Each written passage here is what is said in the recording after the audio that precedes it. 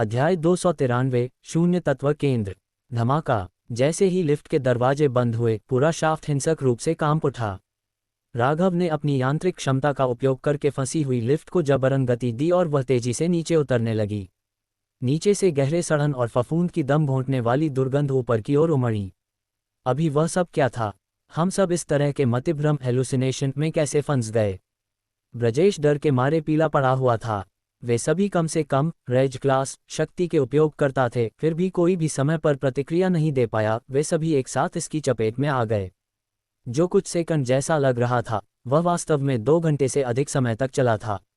यदि उस दौरान कवक, फंगल सिरों या लाशों ने हमला किया होता तो वे सब खत्म हो गए होते। ये कवक धागे परजीवी बनाने के लिए बने हैं, मारने के लिए नहीं। रिया ने शांति से विश्लेषण किया। और ऐसा लगता है कि उन्हें यांत्रिक ऊर्जा की तुलना में जीवित प्राणियों में कहीं अधिक रुचि है। राघव का चेहरा गंभीर हो गया। यहाँ तक कि तुम्हारा फुल बॉडी आर्मर भी उन मतिभ्रमों को नहीं रोक सका। हम उन परजीवी बीजाणुओं स्पोज से अपना बचाव कैसे करेंगे? मैंने पहले ही उन भूरे पीले कवक बीजाणुओं का विश्लेषण कर लिया है, रिया ने उत्तर दिया। उनके कणों का आकार 2-5 माइक्रोन के बीच है। हमारे गैस मास्क इसे संभाल सकते हैं। और वर्तमान फेडरेशन मानक की सभी ट्रेन की बोगियों में वायु निस्पंदन एयर फिल्ट्रेशन प्रणालियां हैं जो 0.3 माइक्रोन तक को रोक देती हैं। जब तक कि प्रणाली क्षतिग्रस्त न हो या गाड़ी टूट न जाए, आपको बहुत अधिक चिंता करने की आवश्यकता नहीं है। अनुष्का ने बगल से सिर हिलाकर सहमति जताई। जेमिनाई सेड, अधिकांश ट्रेनों को डार्क इन्वेजन से निपटने के लिए फिर से सुसज्जित किया गया था। हमारी ट्रेन को भी। लेकिन अगर कहीं कोई दरार आती है तो हम किसी भी चीज़ की गारंटी नहीं दे सकते। ब्रिजेश असहज दिख रहा था। ये पहली बार था जब वे एक ट्रेन काफिले का संचालन कर रहे थे और अजनेरा की लड़ाई से अभी अभी बाहर निकलने के बाद जोखिम बहुत भारी लग रहे थे। हाँ, हम इन चीज़ों से बचाव भी कैसे करेंगे? कीकी ने माथे पर बल डालते हुए कहा। वह स्पष्ट रूप से पूनम और अन्य लोगों के लिए चिंतित थी। चिंता करने से कोई मदद नहीं मिलेगी, राघव ने सपाट लहजे में कहा। हम केवल यह आशा कर सकते हैं कि क्रिम्सन वर्ल्ड के पास कोई समाधान हो। यदि नहीं तो हमारे पास एकमात्र विकल्प पूरी ट्रेन को घुमाना और अचनेरा की ओर वापस जाना है। लेकिन जैसे ही उसने ये कहा, वह खुद भी जानता था कि इसकी संभावना कम थी। अचनेरा में ट्रेल मार्करों को साफ करने में उनके द्वारा किए गए सभी प्रयासों के बाद वापस मुड़ना आत्महत्या के समान होगा। राघव के सीने पर एक भारी बोझ महसूस हुआ। कयामत की ट्रेन, डूम्सडे ट्रेन प्रणाली की कमियां उजागर हो गई थीं। यदि वे वाहनों का उपयोग कर रहे होते तो वे रास्ता बदल सकते थे। लेकिन अब 22 बोगियों में सवार 4000 से अधिक लोग बीजाणुओं के कोहरे में फंसे हुए थे, जो आगे और पीछे के बीच अटके हुए थे और एक बार फिर कोने में धकेल दिए गए थे। लिफ्ट तेजी से नीचे गिरी। राघव महसूस कर सकता था कि केबिन बार बार कवक की मोटी जड़ों को चीरता हुआ निकल रहा है और कभी कभी झटके के साथ नीचे गिर रहा था। अंत में वे sub level 5 core experimental zone मुख्य प्रायोगिक क्षेत्र तक पहुंच गए। टिंग, दरवाजे खुले। अंधेरा छाया हुआ था। राघव ने तुरंत ड्रोन की लाइटें चालू कर दीं। उन्होंने जो देखा वह कवक की लताओं से पूरी तरह घिरा हुआ एक गलियारा था। फर्श, दीवारें, सब कुछ ढका हुआ था। यदि गलियारे की हल्की रूपरेखा न होती तो वे सोच सकते थे कि वे किसी जीव के पाचन तंत्र के भीतर हैं। यहाँ नीचे यह और भी बुरा क्यों लग रहा है? की फुसफुसाए। एक भी व्यक्ति नहीं है। ये सुविधा पूरी तरह से कब्जे में ली जा चुकी है, ब्रिजेश ने पुष्टि की। राघव नीचे उतरते समय मैकेनिकल हॉट का उपयोग करके इमारत की संरचना को पहले ही स्कैन कर चुका था। उसे उम्मीद थी कि क्रिम्सन वर्ल्ड के सदस्य यहाँ नीचे छिपे होंगे, लेकिन जीवन का कोई संकेत नहीं मिला। खुले हुए लिफ्ट के दरवाजों ने उसके संदेह की पुष्टि कर दी। क्या हम गलत जगह आ गए हैं? संभावना कम है, राघव ने उत्तर दिया। नाइटब्लेड काफिले के उस डिप्टी ने क्रिम्सन वर्ल्ड के साथ भूमिगत युद्ध का उल्लेख किया था। वह यहीं होना चाहिए। हम बस देर से आए हैं। कवक ने पहले ही सब कुछ अपने कब्जे में ले लिया है। तो अब क्या? ड्रोन की रोशनी में गलियारे के कवक धागे फड़फड़ाने लगे। राघव का चेहरा और गंभीर हो गया। की क्षेत्र की तलाशी लो। चलो कुछ उपयोगी ढूंढते हैं और यहाँ से बाहर निकलते हैं। समझ गई, सब साथ रहें। उसने टेलीकिनेसिस दूर संवेदी शक्ति से टीम को जमीन से ऊपर उठाया और गलियारे की ओर तेजी से बढ़ी। पूरी मुख्य प्रयोगशाला माइसेलियम कवक जाल से ढकी हुई थी। फर्श, दीवारें, यहाँ तक कि छत पर भी यह रेंग रहा था। फूले हुए बीजाणु कोश और कवक के ट्यूमर धागों की तरह लटके हुए थे। भयानक दृश्य के बावजूद वे आगे बढ़े। दीवारों पर चिपके हुए कुछ मानव कवक सम्लन फ्यूजन के अलावा प्रयोगशाला पूरी तरह खाली थी। अंततः वे एक विशेष गलियारे में पहुंचे जो लंबा और सीधा था, जैसे कि वह किसी महत्वपूर्ण स्थान की ओर जा रहा हो। यहाँ एक बड़ी लड़ाई हुई थी, रिया ने ध्यान दिया। उसके ब्लैक हॉक आर्मर ने कवच की चादर के नीचे दबे कई फेंके गए हथियारों का पता लगाया था। राघव ने क्षेत्र को स्कैन किया और अपनी यांत्रिक क्षमता से 1 दर्जन से अधिक हथियारों को अवशोषित कर लिया। ये बचे हुए लोगों सर्वाइवर्स के हैं, किसी संगठित सेना के नहीं। ऐसा लगता है कि किसी समूह ने यहाँ अपना आखिरी मुकाबला किया था। वे गलियारे में और गहराई तक गए। अंत में ड्रोन की रोशनी में एक विशाल विकिरण रक्षित रेडिएशन शील्ड मिश्र धातु का दरवाजा दिखा, जो कवच से बुरी तरह ढका हुआ था। वर्गीकृत क्षेत्र प्रवेश वर्जित। कीकी ने कवच के पर्दे को फाड़ दिया। इसके नीचे एक बायोहैजार्ड जैव खतरा प्रतीक था। कैप्टन राघव। जैसे ही राघव आगे बढ़ा, अनुष्का ने उसका हाथ पकड़ लिया। ये जगह एक जाल है। उत्तरजीवी टीम शायद यहीं फंस गई होगी। हमें सावधान रहना चाहिए। मुझे पता है। राघव ने अपने एटी फील्ड कवच को बुलाया और मैकेनिकल हॉट को सक्रिय किया। 1 मिनट से भी कम समय में जटिल यांत्रिक ताले खुल गए। धमाका रोधी दरवाजा चरमराते हुए खुला। शू। दरवाजा खुलने पर एक हवा का झोंका पास से गुजरा, जो आगे एक विशाल स्थान होने का संकेत दे रहा था। ड्रोन भीतर उड़े। उन्होंने जो देखा वह एक विशाल भूमिगत कक्ष था। हर तरफ कवच के धागे थे, लेकिन गर्मी का कोई संकेत हीट सिग्नेचर नहीं था। ये कौन सी जगह है? लगता है जैसे एक ट्रेन प्लेटफॉर्म। कीकी एक कंट्रोल कंसोल के पास पहुंची। अपने टर्मिनल पर कुछ टैप के साथ उसने स्टेशन की लाइटें चालू कर दीं। लाइटें टिमटिमाते हुए जल उठीं, जिससे एक छोटा भूमिगत रेल टर्मिनल दिखाई दिया जो बक्से, वैज्ञानिक उपकरणों और धातु के पिंजरों से भरा था। पिंजरों के अंदर जानवरों की लाशों के ढेर थे, बिल्लियां, कुत्ते, इंसान, ज़ोंबी और यहाँ तक कि अचनेरा का एक स्नोव्रेत बर्फ का साया भी। पटरियों पर एक सफ़ेद मिनी रेलकार खड़ी थी, जो 3 उच्च सुरक्षा वाली बोगियों को खींच रही थी, जिनकी दीवारें कवच से ढकी हुई थीं।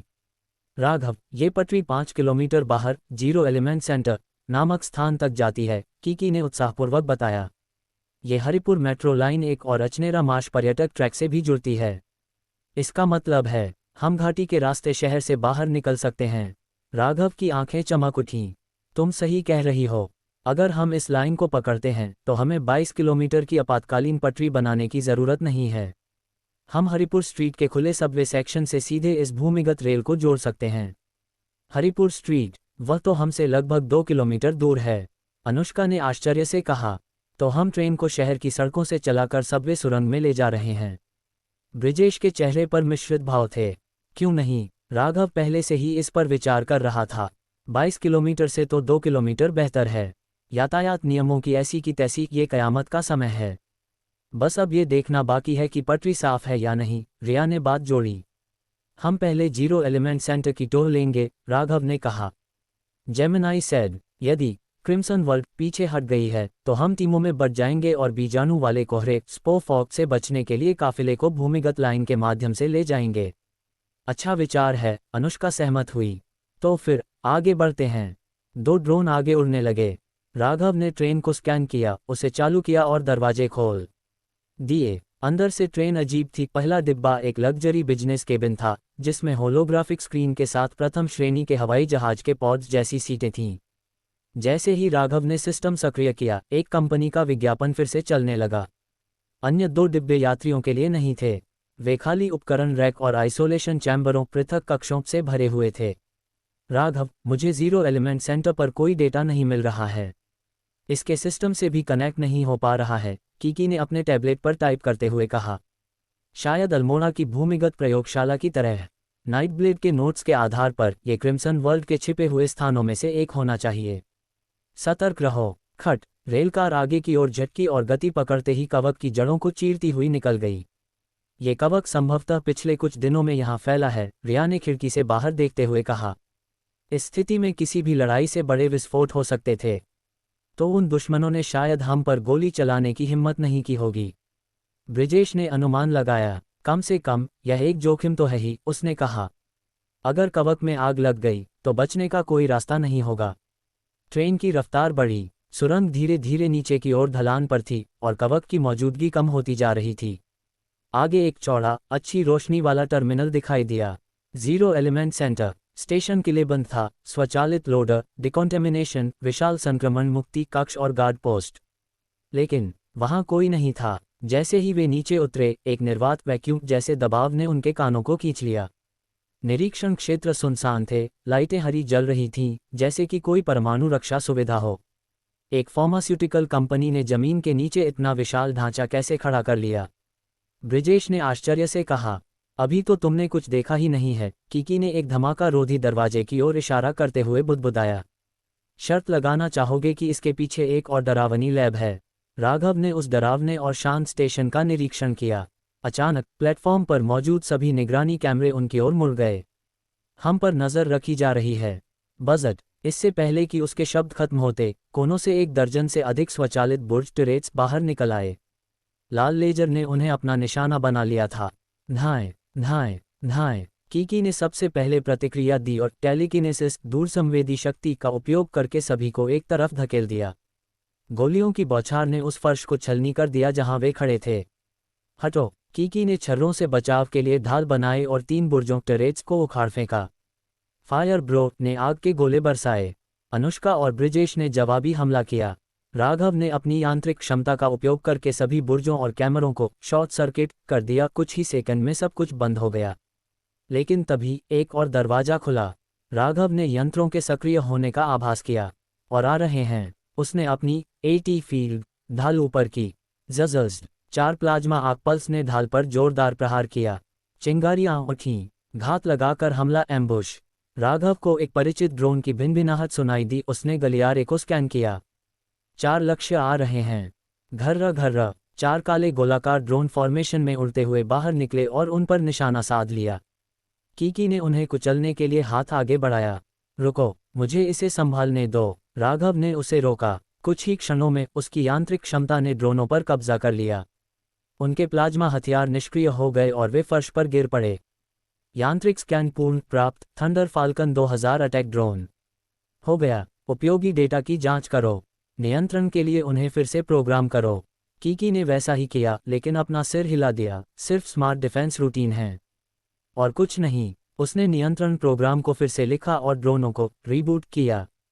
अब राघव के नियंत्रण में थंडर फाल्कन ड्रोन आज्ञाकारी रूप से हवा में मडराने लगे। ये कॉम्पैक्ट, बख्तरबंद और उन्नत प्लाज्मा हथियारों से लैस थे। ऐसा लगता है कि हमने रक्षा प्रणाली को सक्रिय कर दिया है। उन्होंने हमें दुश्मनों के रूप में चिन्हित किया है, रिया ने गौर किया। ओह, उस चीज ने मुझे लगभग पकड़ ही लिया था। ब्रिजेश ने अपना माथा पोंछा।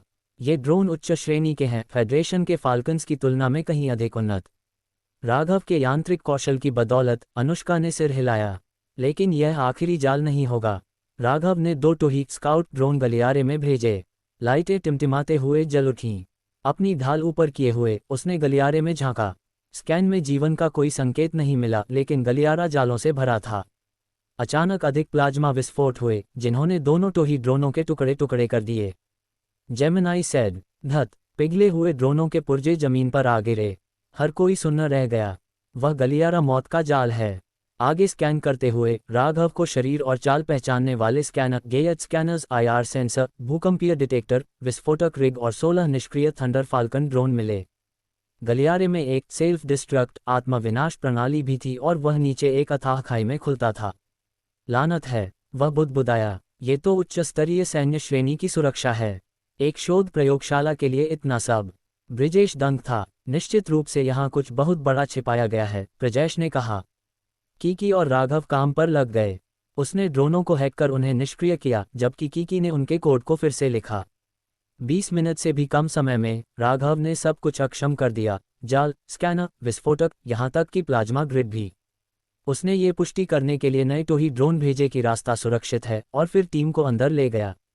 गलियारे के अंत में एक स्वचालित दरवाजा खुला। अंदर एक विशाल निगरानी कक्ष, सर्वेक्षण हॉल था, जो फुटबॉल के आधे मैदान के आकार के एक अर्धगोलाकार गुंबद के चारों ओर बना था। और उसके केंद्र में एक महिला का रोबोटिक सिर एक यांत्रिक हाथ से लटका हुआ था, जो उनकी ओर देखकर मुस्कुरा रहा था। उसकी आंखें राघव पर टिकी थीं। उसके चेहरे पर एक होलोग्राम प्रोजेक्शन उभरा, जिससे एक सुंदर मानवीय चेहरा दिखाई देने लगा। वह कृत्रिम प्रतिध्वनि, सिंथेटिक रेजोनेंस वाली आवाज में बोली, नमस्ते राघव। राघव का चेहरा गंभीर हो गया। उसने उस चेहरे को तुरंत पहचान लिया, मीना, वही महिला जिसे उसने बार बार अपने सपनों में देखा था। राघव जड़वत खड़ा रह गया। उसकी आंखों की पुतलियां तेजी से सिकुड़ गईं।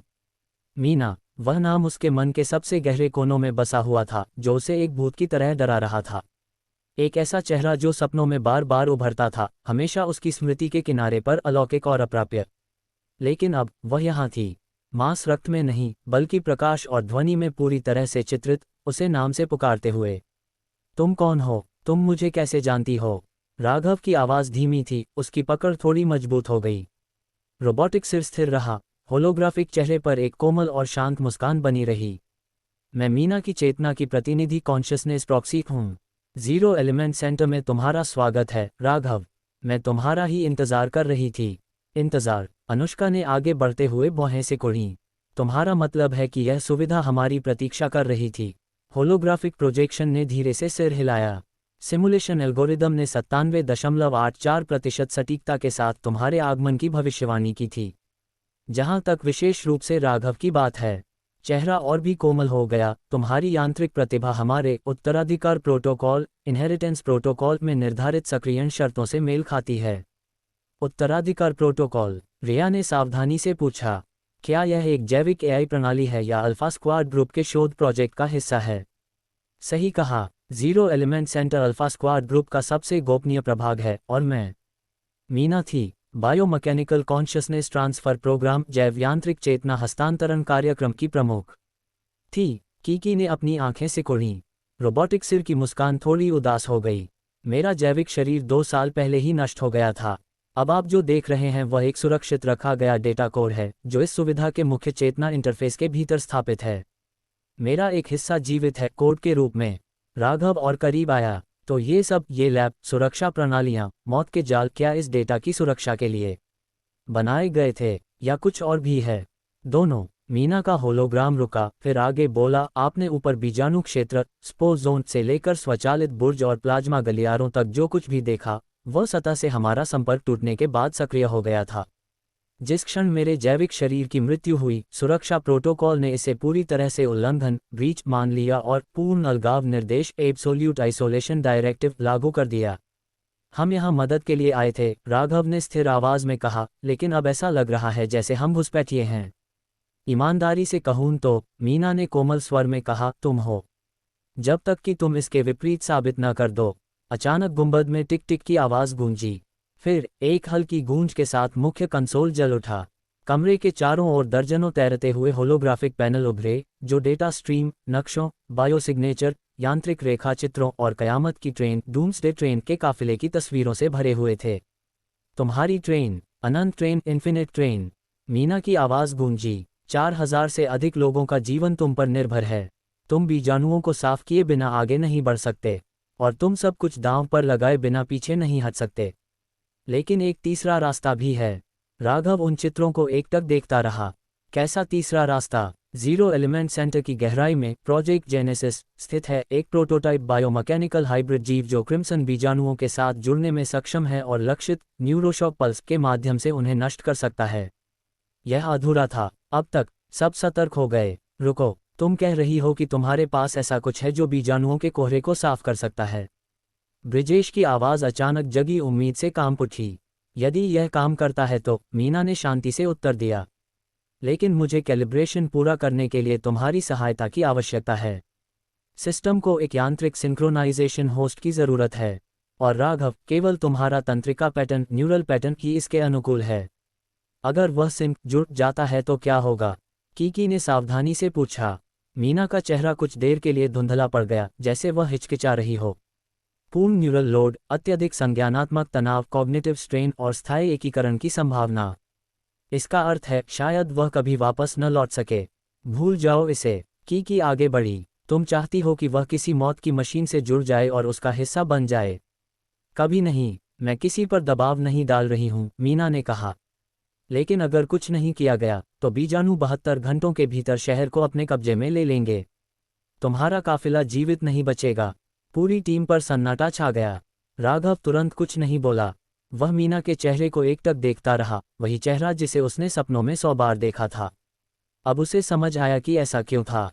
उसकी नियति कभी भी कयामत की ट्रेन पर महज एक मैकेनिक बने रहने की नहीं थी। वह टीम की ओर मुड़ा। सुविधा को तैयार करो, बैकअप पावर, लॉकडाउन ओवरराइड्स और सुरक्षा जांच शुरू करो। रिया, ट्रेन को भूमिगत खड़ा करने के लिए एक सुरक्षित क्षेत्र का नक्शा तैयार करो। कीकी, मुझे न्यूरल मैट्रिक्स के साथ जुड़ने के लिए तुम्हारी मदद की ज़रूरत होगी। राघव, कीकी ने बोलना शुरू किया, लेकिन उसने उसे बीच में ही रोक दिया। हमारे पास समय नहीं है। और इसके अलावा, उसने मीना की ओर देखा। शायद मेरा उससे मिलना हमेशा से तय था। होलोग्राम फिर से मुस्कुराया। घर वापसी पर तुम्हारा स्वागत है, राघव। अध्याय 294, बुद्धिमान मस्तिष्क डायना। जीरो एलिमेंट सेंटर, केंद्रीय निगरानी कक्ष। हवा में एक अजीब सी खामोशी छाई हुई थी। जब उस सुंदर यांत्रिक सिर ने राघव का नाम पुकारा तो न केवल राघव बल्कि अनुष्का और बाकी सभी के रोंगटे खड़े हो गए। बीप। राघव के 2 ड्रोनों ने कुछ ही सेकंड में गोलाकार केंद्रीय निगरानी कक्ष का पूरा चक्कर लगा लिया था। इलेक्ट्रो ऑप्टिकल स्कैनिंग के तहत राघव की टीम के 7 सदस्यों के अलावा वहां किसी भी जीवित व्यक्ति के होने का कोई संकेत नहीं मिला। निगरानी कक्ष के भीतर एक भी व्यक्ति मौजूद नहीं था। सभी टर्मिनल उपकरण अपने आप काम कर रहे थे। राघव, वह तुम्हें कैसे जानती है? कीकी ने तुरंत पूछा। कोई अंदाजा नहीं। राघव ने ऊपर लगे यांत्रिक सिर को घूरते हुए अपनी भौहें सिकुड़ीं। उसका मन संदेह से भर गया और सावधानी के तौर पर उसने सहज रूप से जांच करने के लिए अपनी मैकेनिकल एबिलिटी का उपयोग करने की तैयारी की। मैं आपको सलाह देती हूं कि कोई भी शारीरिक या शक्ति आधारित हमला न करें। यदि एआई कोर विफल हो जाता है तो मैं जीरो एलिमेंट सेंटर को संचालित करने में असमर्थ हो जाऊंगी और न ही आपके साथ मैत्रीपूर्ण संवाद बनाए रख पाऊंगी, डायना ने कहा। उसकी निगाहें राघव पर टिकी थीं। उसकी बातों ने राघव के चेहरे को थोड़ा और गंभीर कर दिया और उसने तुरंत उस यांत्रिक हमले को रोक दिया जिसे वह शुरू करने वाला था। इसके बजाय उसने पूछा, तो मुझे जवाब दो, तुम कौन हो और यह जगह क्या है? मैं हरिपुर जीरो एलिमेंट सेंटर में अल्फा स्क्वाड यूनिट 3 के एआई का ऑफलाइन संस्करण हूँ। आप मुझे डायना कह सकते हैं। मैं इस सुविधा में मौजूद सभी 1623 अल्फा स्क्वाड सदस्यों की सुरक्षा के लिए जिम्मेदार हूँ। सिस्टम के सभी रक्षात्मक हथियार वर्तमान में ऑफलाइन हैं। इस कारण से मेरा चौथा आधारभूत प्रोटोकॉल सक्रिय हो गया है, अल्फा स्क्वाड के सभी सदस्यों की रक्षा के लिए बातचीत नेगोशिएशन शुरू करना। बातचीत। राघव ने उस एआई पर ध्यान केंद्रित किया जिसका रूप उसके सपनों की मीना से काफी मिलता जुलता था। अपनी बेचैनी को दबाते हुए वह सीधे मुद्दे पर आया। तुम किस बारे में बातचीत करना चाहती हो? Gemini said. प्रोटोकॉल के अनुसार आपको उन्हें ये चीजें प्रदान करने की मनाही है, जिसमें शामिल हैं एक इटर्नल बैकअप वेयरहाउस में संग्रहीत उत्तरजीविता सर्वाइवल आपूर्ति, 2 शस्त्रागार में रखे स्टार क्लास 3 व्यक्तिगत युद्ध उपकरणों के 1000 सेट, 3 खतरनाक निकासी मार्गों की जानकारी। इसके अलावा आप ये बताने के लिए बाध्य नहीं हैं कि इस जीरो एलिमेंट सेंटर का उत्तरजीवियों से संबंधित ऑपरेशनों से कोई सीधा संबंध है। हाइव छत्ते को नुकसान पहुंचाने या अल्फा स्क्वाड के सदस्यों को मारने से उन्हें कोई सार्थक क्षति नहीं होगी। तो यह एक रोबोटिक केयरटेकर की तरह है, प्रजेश ने टिप्पणी की। और उस पैनल के ठीक आगे मुझे इंसानों के धुंधले ठंडे संकेतों कोल्ड सिग्नेचर का आभास हुआ है। नहीं, सच में राघव, देखो। कीकी हवा में तैरते हुए ऊपर गुंबद की ओर देखने लगी। उसकी आंखें सदमे से भरी थीं। राघव ने नीचे एआई पर नजर डाली, फिर पारदर्शी गुंबद जैसी छत के पास पहुंचा। करीब जाने पर ही उसने देखा कि गुंबद के ऊपर एक विशाल ऊर्ध्वाधर वर्टिकल गड्ढा था। इस गहरे शाफ्ट के किनारों पर अंडाकार सर्वाइवल पॉड्स की कतारें थीं, जो अष्टकोणीय मधुमक्खी के छत्ते जैसी कोशिकाओं में धंसी हुई थीं, जैसे कि कोई भूमिगत स्टोरेज ग्रिड हो। और प्रत्येक पॉड के अंदर एक व्यक्ति था। हर पॉड से नीली रोशनी निकल रही थी। एक नज़र में हजारों पॉड्स उस विशाल गड्ढे में कतारबद्ध थे, जिनमें से प्रत्येक में एक सोता हुआ इंसान था। इस बीच कई उड़ने वाले ड्रोन और छोटे लटके हुए यांत्रिक हाथ एक व्यवस्थित लय में चल रहे थे, जो किसी मेडिकल केयर रोबोट की तरह प्रत्येक पॉड की जांच कर रहे थे। ये क्या हैं? क्रायोपॉड्स, राघव ने विस्मय में कहा जब बाकी समूह उसके पीछे पहुंच गया।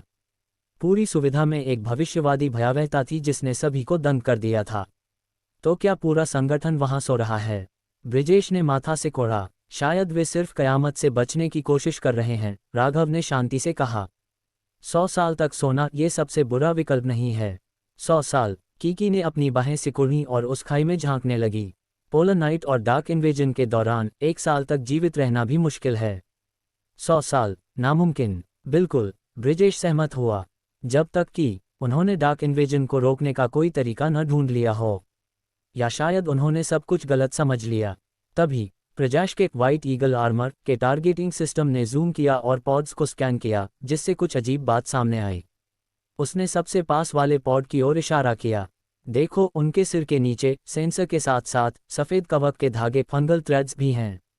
कवक के धागे, क्या वे पहले ही मर चुके हैं? जैविक शब्दों में डायना की आवाज़ पीछे से गूंजी, अल्फा स्क्वाड के सदस्य मरे नहीं हैं। बीप। उसी क्षण वह यांत्रिक सिर धीरे धीरे नीचे उतरा, जबकि फर्श के नीचे से एक कक्ष ऊपर उठा। एक चांदी जैसी काली सुंदर मोड़ वाली महिला के आकार की रोबोटिक देह को प्लेटफॉर्म पर ऊपर उठाया गया। सिर शरीर से जुड़ गया, उसकी पीठ से कई केबल अलग हो गए और वह अपने पैरों की उंगलियों पर हल्के से उतरी, जैसे कोई सजीली बैलेरिना। Click click. डायना एक इंसान की तरह सहज गतिविधियों के साथ उनकी ओर बढ़ी।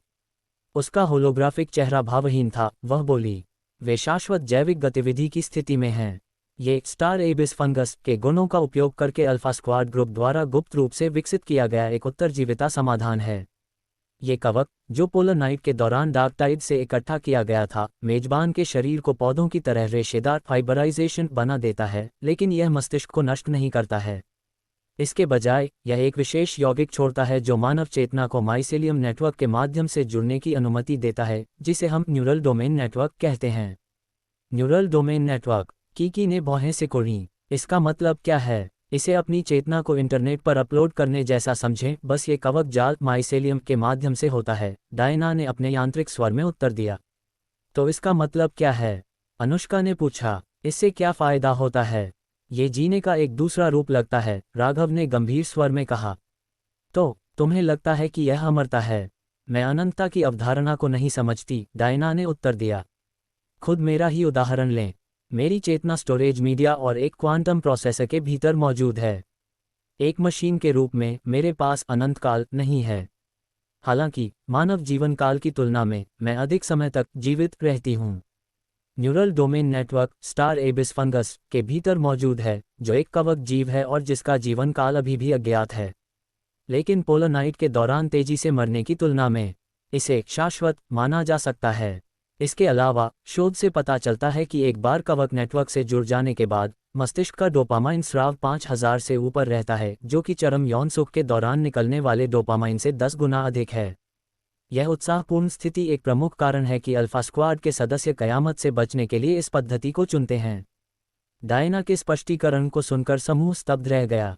तो बाहर वे लोग जिनके सिर से कवक उग रहा है, वे अभी भी जीवित हैं। कीकी की सांसें थम गईं। उन्होंने मूल रूप से खुद को वनस्पति वेजिटेबल बना लिया है, अनुष्का बुदबुदाई। यह अमानवीय है, प्रजेश ने गुस्से में कहा। रिया ने आगे कहा, एक बार कवक द्वारा परजीवी बना लिए जाने के बाद शरीर अपरिवर्तनीय रूप से रेशेदार फाइबराइज्ड हो जाता है। तुम उन्हें जीवित भी कैसे रखती हो? शीतलन कूलन द्वारा, डायना ने तुरंत जवाब दिया। कवक आक्रमण के बाद 2 चरण होते हैं, नेटवर्क से जुड़ना और पूर्ण चेतना अपलोड करना। अपलोड के दौरान मस्तिष्क उच्च ताप की स्थिति में प्रवेश करता है। इस चरण की निगरानी करके और कनेक्शन को काटकर जीरो एलिमेंट सेंटर चयापचय मेटाबॉलिज्म को स्थिर रखता है। इस प्रकार ये क्रायोपॉड नहीं हैं, बल्कि मेटाबॉलिक सर्वाइवल पॉड्स हैं। राघव ने सिर हिलाया। समझ में आता है। चेतना पूरी तरह से अपलोड होने से पहले शरीर अभी भी उपयोग करने योग्य है। उसके बाद यह मृत के समान है। मेरे लिए मृत्यु केवल दृष्टिकोण का मामला है, डायना ने उत्तर दिया। चाहे किसी की चेतना कवक नेटवर्क में रहे या डेटा चिप में, वह अभी भी जीवन ही है ना? यह एक जैसा नहीं है। कीकी चिल्लाई, लेकिन बहस करने के लिए शब्द नहीं ढूंढ पाए। राघव ने उस मधुमक्खी के छत्ते जैसे गड्ढे की ओर देखा, फिर पूछा, तो ये अल्फा स्क्वाड सदस्य, वे तुम्हारे वैज्ञानिक नहीं हैं, है ना? वे विश्व स्तर पर अल्फा स्क्वाड ग्रुप के रणनीतिक दृष्टिकोण से जुड़े धनी व्यक्ति हैं, डायना ने उत्तर दिया। उन्होंने एक कठोर स्क्रीनिंग प्रक्रिया के बाद स्वेच्छा से जीरो एलिमेंट प्रोजेक्ट में शामिल होने का फैसला किया। ओह, मैं समझ गया। राघव हंसा। तो ये केवल उन अमीरों के लिए एक लग्जरी क्लब है जो अमरता खरीदने की कोशिश कर रहे हैं। सिर्फ इतना ही नहीं, प्रजेश ने जोड़ा, वे शायद पोलर नाइट के खत्म होने का इंतजार करने की योजना बना रहे हैं। एआई को निश्चित रूप से एक फेल सेफ के साथ प्रोग्राम किया गया होगा। यदि भोर कभी नहीं आती है या कुछ विनाशकारी होता है, तो ये कूलन बंद कर देता है और उनकी चेतना को पूरी तरह से अपलोड कर देता है। धत, ये तो कमाल है, राघव ने हैरान होते हुए कहा। आज का दिन एक के बाद एक आंखें खोलने वाला रहा है। लांशी ने रिया पर एक नज़र डाली, फिर राघव की ओर मुड़ी। यदि हमारी चेतना कवक जाल माइसेलियम नेटवर्क से जुड़ी है, तो ये समझ में आता है कि हम डार्क इन्वेजन के प्रति इतने संवेदनशील क्यों हैं। यह उत्परिवर्तन म्यूटेशन की व्याख्या कर सकता है। राघव की आंखों में तीव्रता थी। अगर तुम्हारे दिमाग से पहले ही कवक उग रहा है तो वह उत्परिवर्तन कैसे नहीं है? फिर वह आगे बढ़ा और सीधे डायना को संबोधित किया। एक आखिरी सवाल, वास्तव में ये पहला सवाल है। तुम मेरा नाम कैसे जानती हो? डायना ने धीरे से अपना सिर राघव की ओर घुमाया। आपके स्वर के आधार पर मैं ये निष्कर्ष निकालती हूँ कि इस प्रश्न का गहरा अर्थ है कि आपको लगता है कि मुझे आपका नाम नहीं जानना चाहिए। लेकिन मुझे खेद है, ऑफलाइन संस्करण होने के नाते मैं उस स्रोत तक नहीं पहुँच सकती जिसे आप खोज रहे हैं। हालांकि आपका चेहरा और प्रोफाइल मेरे अधिकृत कार्मिक डेटाबेस में संग्रहीत हैं और आपको P3 स्तर की अनुमति क्लियरेंस दी गई है। मैंने स्टार एबिस फंगस के बारे में जो भी डेटा साझा किया है वह केवल P3 एक्सेस वालों तक ही सीमित है। सब मुड़कर राघव की ओर देखने लगे। वह नहीं जानता था कि वह कब और कैसे अल्फा स्क्वाड ग्रुप के साथ उलझ गया था, लेकिन उसका चेहरा और गंभीर हो गया। अगर मेरे पास ये क्लियरेंस है तो मुझे बताओ अल्फा स्क्वाड क्या है और बाकी सब कहाँ हैं? डायना ने उत्तर दिया, मुझे खेद है, मेरे डेटाबेस में ऐसी जानकारी नहीं है। मेरे मुख्य प्रोटोकॉल जीरो एलिमेंट सेंटर के प्रबंधन तक सीमित हैं। मैं आपके प्रश्न का उत्तर नहीं दे सकती। शायद ये जानबूझकर किया गया है, रिया ने कहा। ऐसा लगता है कि उन्होंने गोपनीयता बनाए रखने के लिए जानबूझकर अल्फा स्क्वाड का डेटा हटा दिया है। उस सीलबंद गलियारे को देखकर साफ था कि वे नहीं चाहते थे कि कोई भी यहाँ जीवित पहुँचे। तो फिर उत्तरजीविता की आपूर्ति और हथियारों का भंडार क्यों रखा गया है? राघव ने पूछा। बिल्कुल, कीकी ने अपनी बाहें सिकुड़ी। अगर उन्होंने वास्तव में हमेशा के लिए मशरूम से जुड़े पौधे इंसान बनने की योजना बनाई थी तो हथियार क्यों तैयार किए? स्पष्ट रूप से वे अपनी बाजी सुरक्षित खेल रहे हैं, इस उम्मीद में कि अगर अंधेरा खत्म हुआ तो वे जाग जाएंगे। सबने सहमति में सिर हिलाया। आपका विश्लेषण पूरी तरह से उचित है, डायना ने कहा।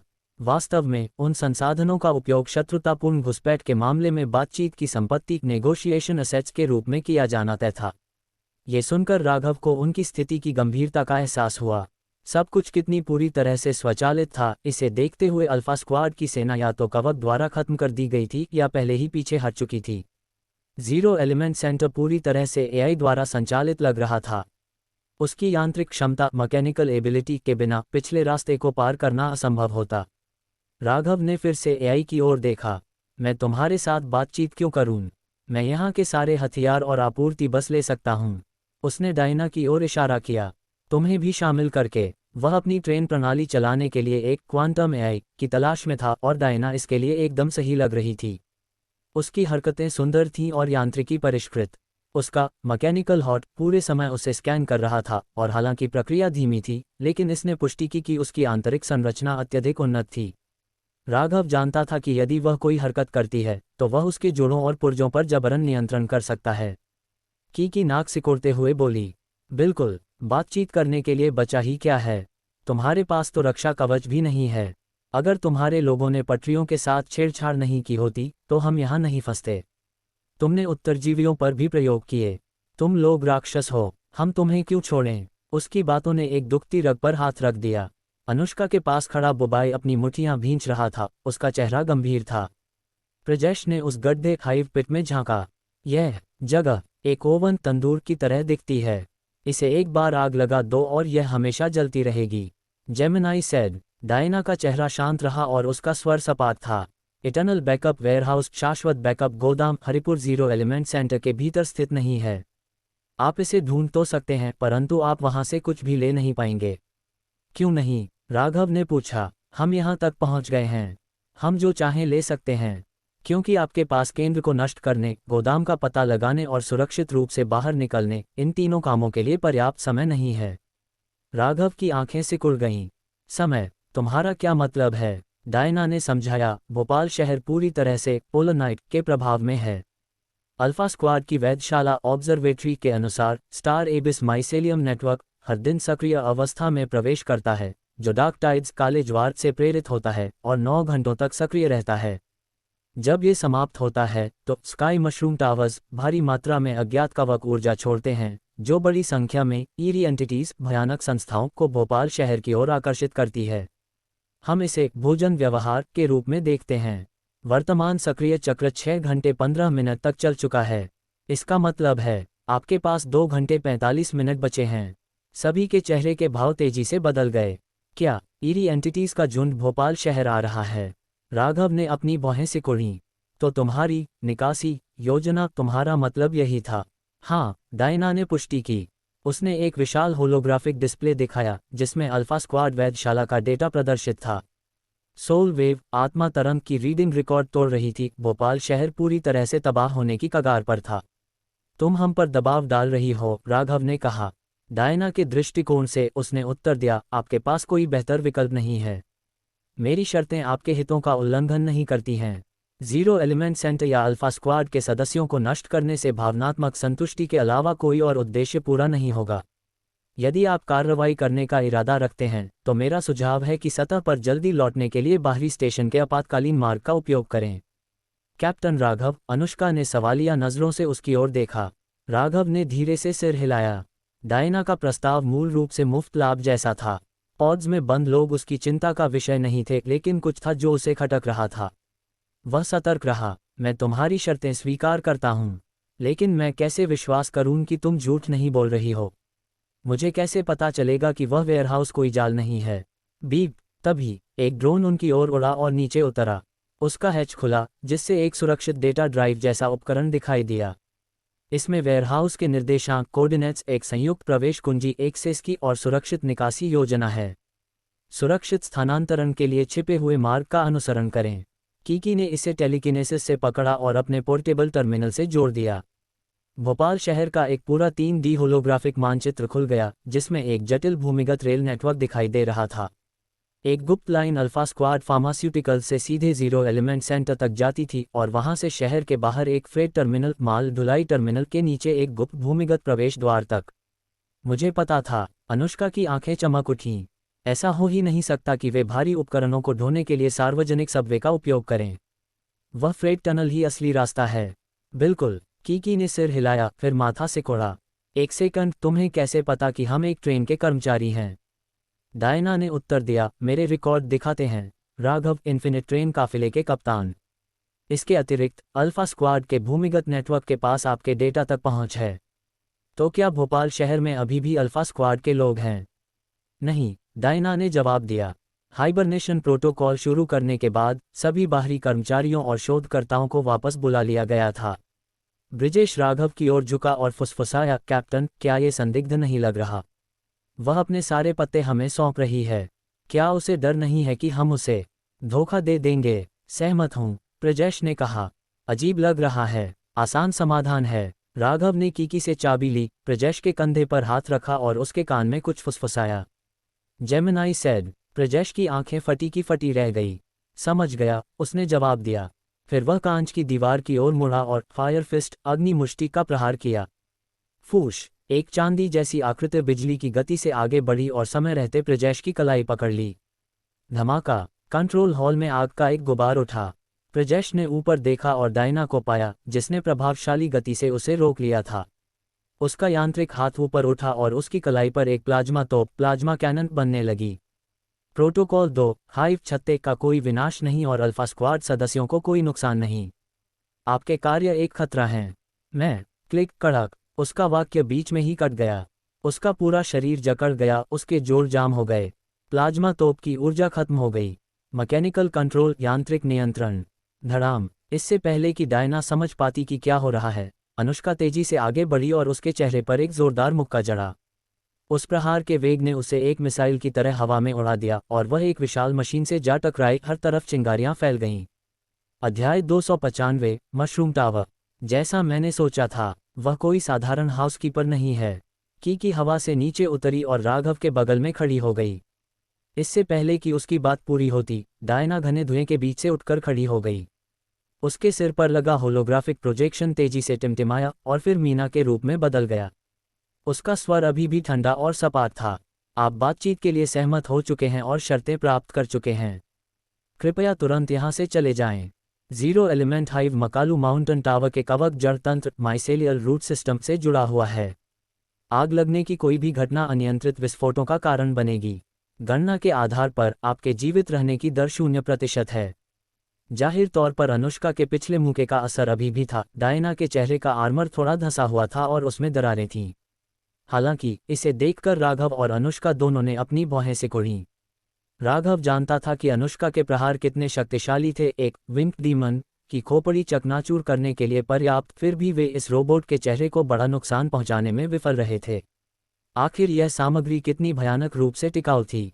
राघव की आंखों की यांत्रिक चमक धीरे धीरे कम हो गई। इससे पहले उसने डायना के सभी शक्ति घटकों पर नियंत्रण कर लिया था, सिवाय सबसे जटिल हिस्से के, उसका क्वांटम प्रोसेसर ब्रेन कोर। उसने इसे स्कैन करने की कोशिश की थी, लेकिन यह समुद्र में पत्थर फेंकने जैसा था, कोई प्रतिक्रिया नहीं मिली। वास्तव में सबसे जबरदस्त उत्पादक शक्ति इंजन नहीं बल्कि प्रोसेसर था।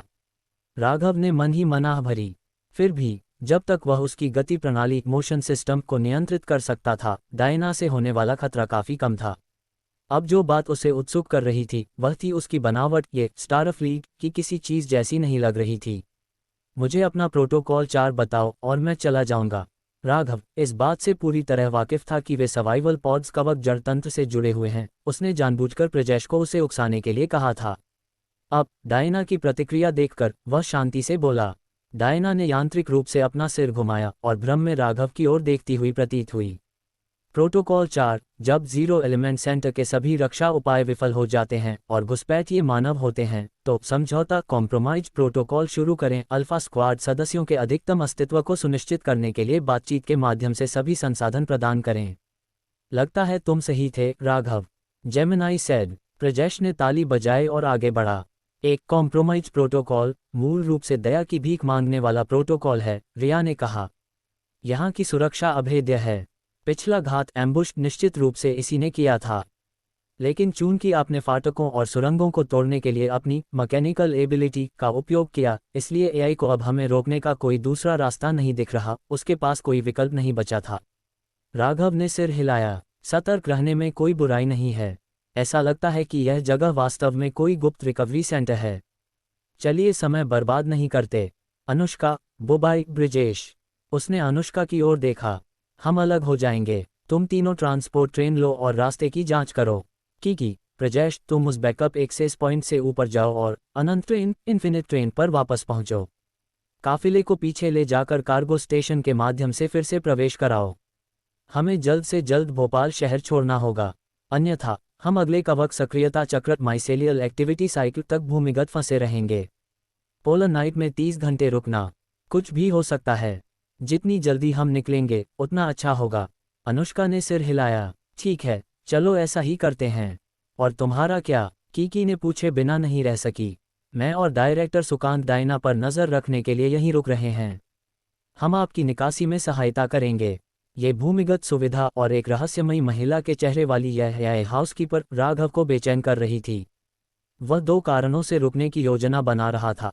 पहला, उपयोगी उपकरणों को स्कैन और उनका मूल्यांकन करने के लिए। दूसरा, डायना को लॉकडाउन करने के लिए अपनी यांत्रिक क्षमता का उपयोग करना और यह पता लगाना कि उसे अनंत ट्रेन में कैसे रिक्रूट किया जाए।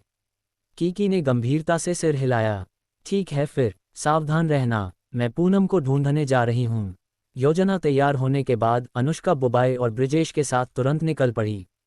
उसने की कार्ड डिवाइस ले लिया, जिसका उद्देश्य पहले गुप्त रेल एक्सेस को हल करना था, फिर इटर्नल रिजर्व वेयरहाउस के स्थानों की पुष्टि करना था। यदि काफिला भूमिगत फंस गया तो वे रसद सप्लाई महत्वपूर्ण हो सकती थी। कीकी और प्रजेश डायना द्वारा निर्देशित विशेष लिफ्ट में सवार हुए।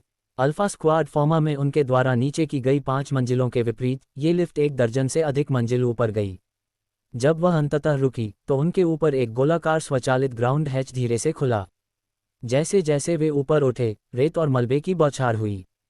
उन्हें एहसास हुआ कि वे एक बैंक वॉल्ट तिजोरी के अंदर थे। केवल ये तिजोरी खंडहर में थी, सड़ते हुए नोट कवक वाली कीचड़ के साथ मिले हुए थे। मुख्य दरवाजे के बोल्ट उखाड़ दिए गए थे और फर्श पर कागजी मुद्रा बिखरी पड़ी थी, जो बहुत पहले ही बेकार हो चुकी थी।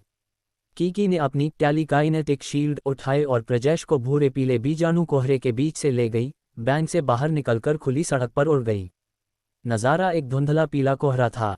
धत, बहुत घना बीजाणु कोहरा है। भोपाल बैंक। कीकी ने धते हुए साइन बोर्ड और फिर अपने फ़ोन के मैप पर नज़र डाली। ये भोपाल के केंद्र में पुजोंग प्लाजा होना चाहिए।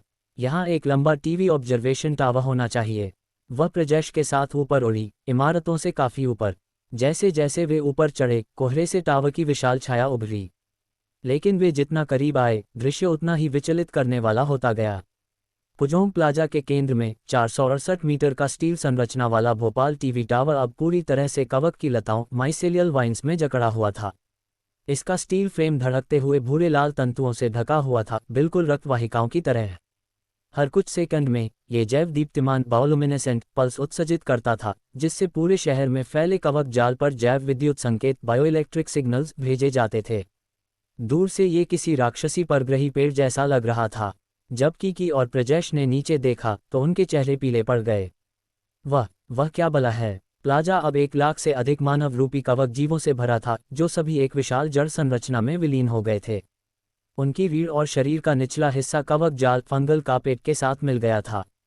उनके शरीर का ऊपरी हिस्सा ऊपर की ओर खिंचा हुआ था, जो टावर के चारों ओर लिपटे जड़ धागों के एक घने नेटवर्क में बुना हुआ था, जैसे एक जमा हुआ भ्रष्ट पेड़ की जड़ प्रणाली।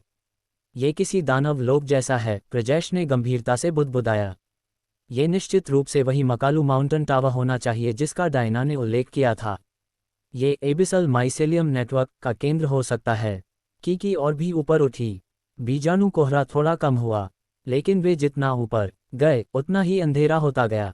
वे टावर को बमुश्किल देख पा रहे थे। यह अजीब है, हमें अब कुछ दिख क्यों नहीं रहा? कीकी ने चारों ओर देखा। नाइट शूम्स, रात्रिकालीन मशरूम की चमक गायब हो गई थी। तार्किक रूप से वे जितना ऊंचा उड़ते उन्हें शहर का उतना ही अधिक हिस्सा दिखना चाहिए था। तभी उसने देखा कि प्रजेश ऊपर की ओर देख रहा है। उसका चेहरा गंभीर है। उसने ऊपर देखा और उसकी आंखों की पुतलियां सिकुड़ गईं। ऊपर बादल नहीं थे, जेमिनाई सेड। वह आकाश को ढकने वाली एक विशाल कवक टोपी फंगल कैप थी। कम से कम 2 किलोमीटर में फैली हुई इसकी लाल भूरी धारियां समुद्र की लहरों की तरह ऊपर नीचे हो रही थीं। प्रत्येक लहर से बीजाणुओं स्पोज के बादल निकल रहे थे, जो जहरीली राख की तरह नीचे गिर रहे थे। उसकी परतों से एक डरावनी गूंज सुनाई दे रही थी। क्राउन ऑफ शैडोज, परछाइयों का ताज। कीकी की आंखें फटी रह गईं।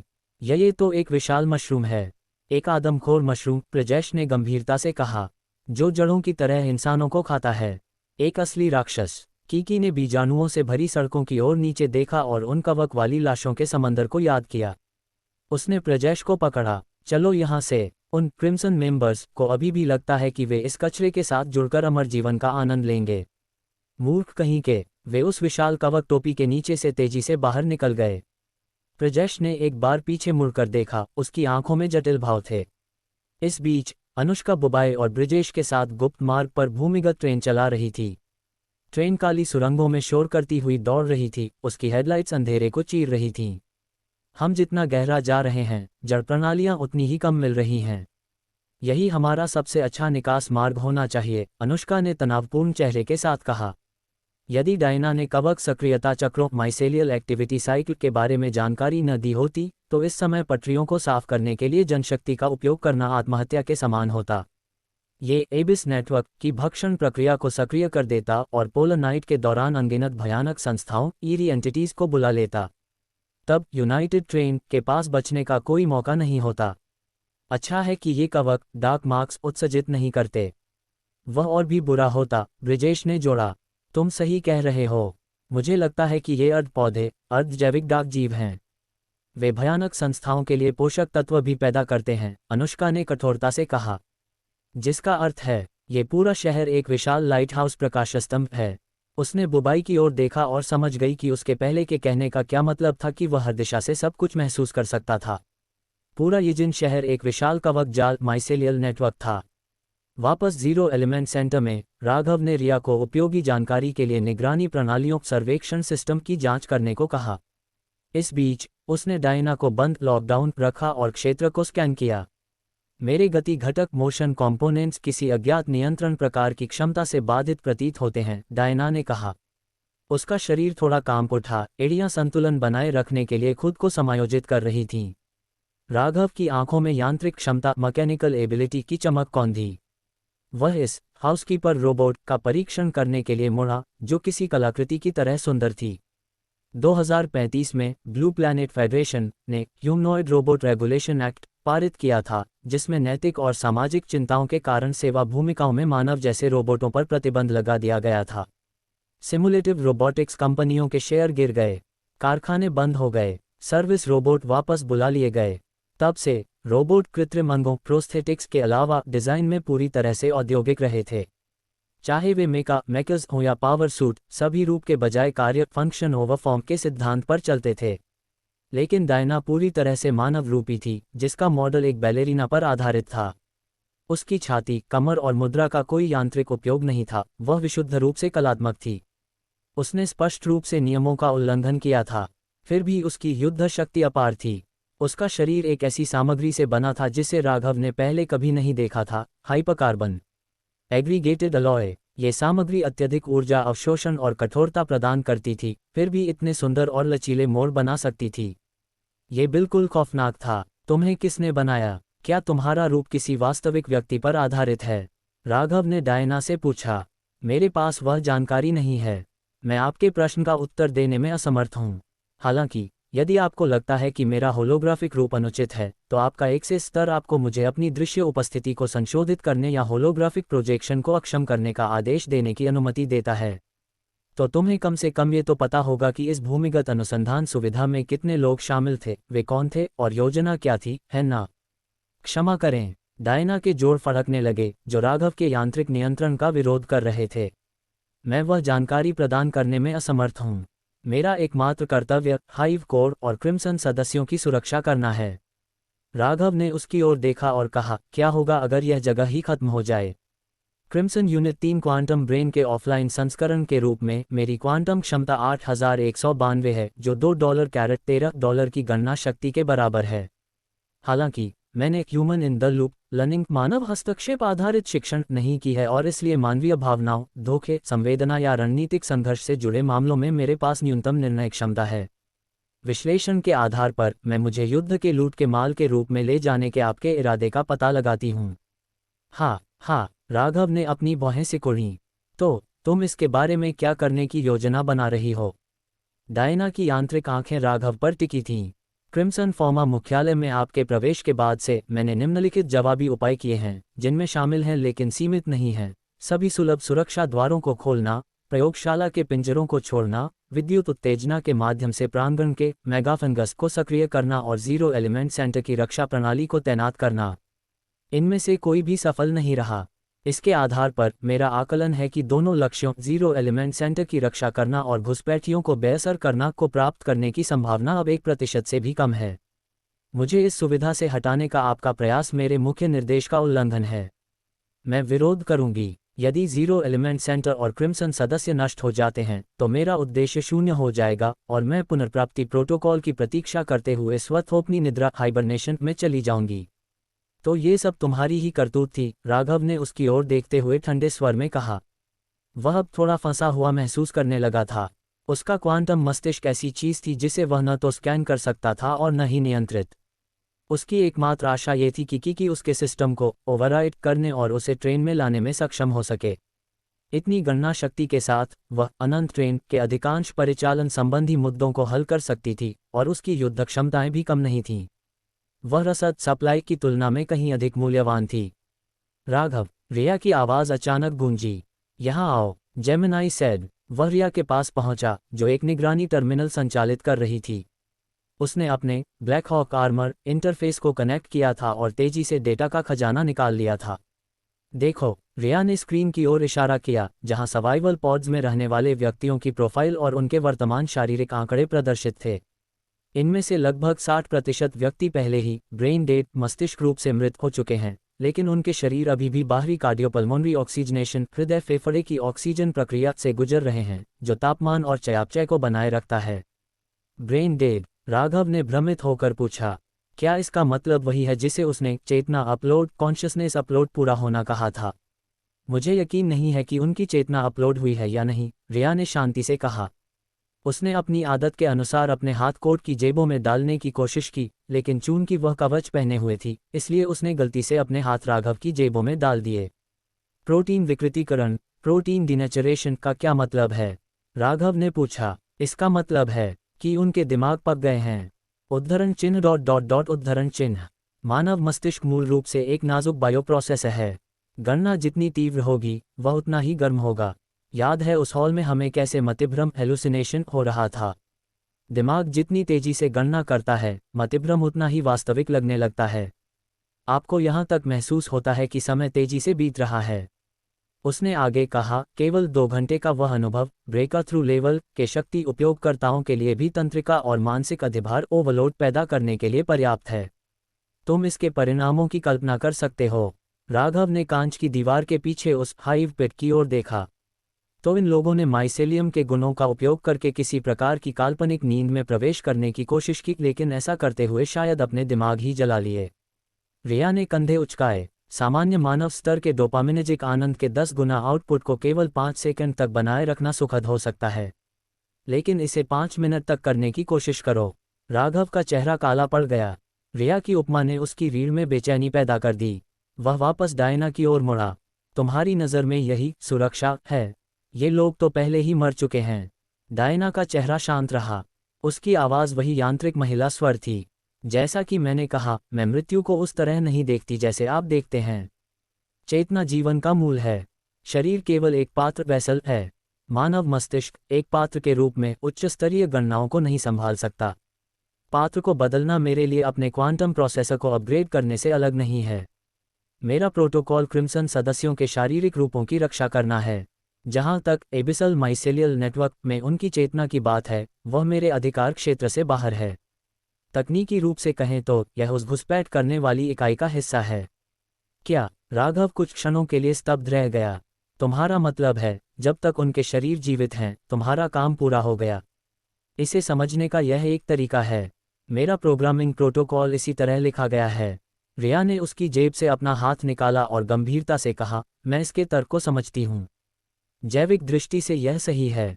उसने राघव की ओर देखा। डिजिटल चेतना अपलोड मूल रूप से एक प्रतिलिपि कॉपी है, पुनरुत्थान नहीं। जीव विज्ञान के हमारे क्षेत्र में यह विषय हमेशा नैतिक विवादों से घिरा रहा है। डिजिटल जीवन के शोध को कड़ाई से विनियमित किया जाता है। क्यों? राघव ने पूछा। क्योंकि यदि आप मरने से पहले अपनी चेतना को दूसरे पात्र में अपलोड करते हैं, तो आपके मूल शरीर में रहने वाला आप अभी भी मर जाता है। आप अचानक नए शरीर में नहीं जागते। अपलोड किया गया डेटा आपका उत्तराधिकारी बनता है, आपका पुनर्जन्म नहीं। मैं तुम्हें एक उदाहरण देती हूँ। यदि मैं तुम्हारी चेतना को तुम्हारे जैसा ही दिखने वाले एक क्लोन शरीर में कॉपी कर दूं, लेकिन तुम मरे नहीं, तो तुम्हारे जैसे 2 व्यक्ति होंगे। उस क्लोन को तुम अपनी निरंतरता के रूप में देखोगे या एक बिल्कुल अलग व्यक्ति के रूप में? वह डायना की ओर मुड़ी। तो इसके दृष्टिकोण से वे अपलोड की गई चेतनाएं अब इसके क्रिम्सन सदस्य डेटाबेस का हिस्सा नहीं हैं। ये तर्क सही बैठता है। सहमति, डायना ने यांत्रिक रूप से उत्तर दिया। Gemini said. राघव ने एक जटिल भाव के साथ सिर हिलाया। वह रिया की बात समझ गया था। तो उन पॉड्स में लेटे हुए लोग, ये कहना मुश्किल है कि वे अभी भी जीवित हैं या नहीं। क्रिम्सन वर्ल्ड को शायद खुद भी यकीन नहीं है कि यह योजना काम करती है। उन्होंने बस इन कवक जालों माइसेलिया के बारे में कुछ दिलचस्प खोजा, उसे अमर जीवन के विचार में लपेटा और ढेर सारे अमीर लोगों को प्रयोगशाला के चूहों लैब रैट्स की तरह फंसा लिया। इसकी पूरी संभावना है, रिया सहमत हुई। हो सकता है उनकी चेतना कवक जाल के नेटवर्क में हो, लेकिन अस्तित्व का ये रूप, कमज़ोर शरीर, मुक्त मन, अगर यह सच है तो शायद ये कयामत से बचने का एक तरीका हो सकता है। राघव बुदबुदाया। सही बात है। राघव ने गहरी सांस छोड़ी और एक टेढ़ी मुस्कान के साथ हंसा। फिर भी, अगर इस कवक जाल के जागने का जोखिम न होता तो मैं इस पूरी जगह को आग लगा देता, शायद हेल्स ब्लैक क्राइसेंथेमम के चखने के लिए कुछ नकली अवशेष भी पका देता। गड़गड़ाहट। अचानक जीरो एलिमेंट सेंटर में कंपन महसूस हुआ। राघव के चेहरे के भाव तीखे हो गए। वह रिया की ओर मुड़ा। ये निश्चित रूप से यूनाइटेड ट्रेन होगी। चलो चलकर देखते हैं। जैसे ही उसने कदम बढ़ाया, उसके पीछे से एक अजीब आवाज़ गूंजी।